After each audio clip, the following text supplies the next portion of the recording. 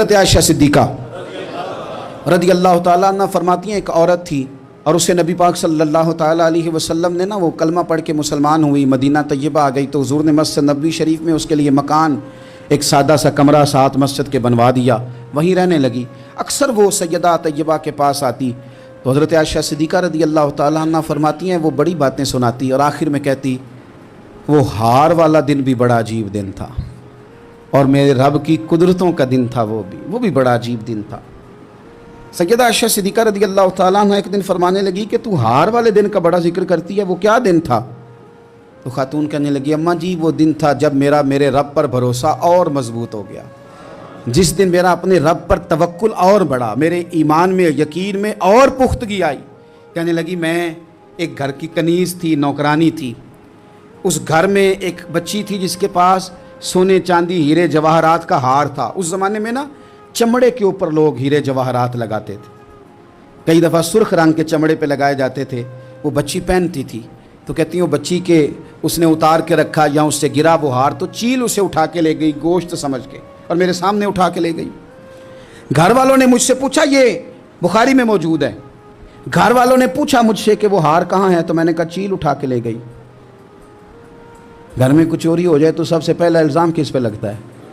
ملازمین پہ۔ پہلا الزام کس پہ لگتا ہے؟ ملازمین پہ۔ کہتے انہوں نے مجھے بڑا مارا، بڑی تکلیف تھی، حتیٰ کہ میری شرمگاہ تک کی تلاشی لی، میری عزت اتنی خراب کی میں بتا نہیں سکتی۔ میں نے اپنی زندگی میں ایک واقعہ دیکھا، ایک امیر گھر میں چوری ہو گئی، ملازم کو اتنا مارا کہ وہ چارپائی پہ پڑ گیا، پولیس والوں سے اتنی مار پڑوائی گئی کہ وہ بیچارہ چارپائی پہ پڑ گیا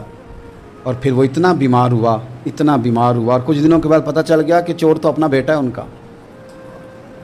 پھر اس کا انتقال ہو گیا۔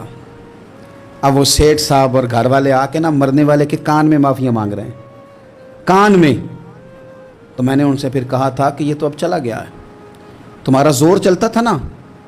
تو تم نے قانون خریدا اور تم نے اسے جتنا ہو سکا تم نے اسے مار پڑوائی،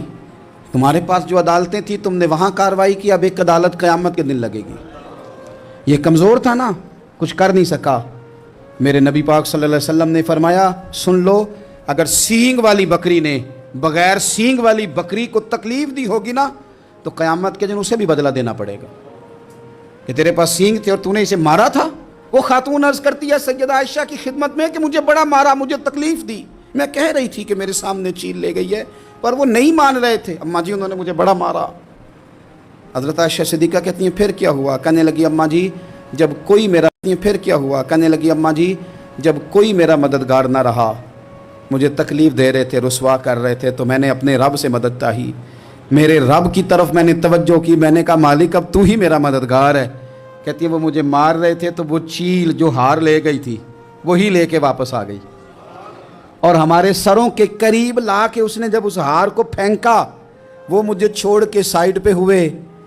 وہ میری بے گناہی جان گئے، لیکن آپ کو بتاؤں اس دن سے میرا اپنے رب پر یقین اور بڑھ گیا۔ مجھے سمجھ آ گئی کہ جب انسان پورا ٹوٹ جاتا ہے اور جب کوئی چاروں جانب اس کا مددگار نہیں ہوتا تو رب تو ہوتا ہے اللہ تو اس کا مددگار ہوتا ہے وہ تو پھر اپنے اس بندے کی مدد کرتا ہے پھر وہ تو توانائی دیتا ہے وہ تنہا نہیں چھوڑتا، وہ تو آنسوؤں والوں کے آنسوؤں پہ بڑا کرم فرماتا ہے، وہ تو قسم پرسی میں آ جاتا ہے، اس کی رحمت بڑھ کے استقبال کر لیتی ہے۔ پھر کیا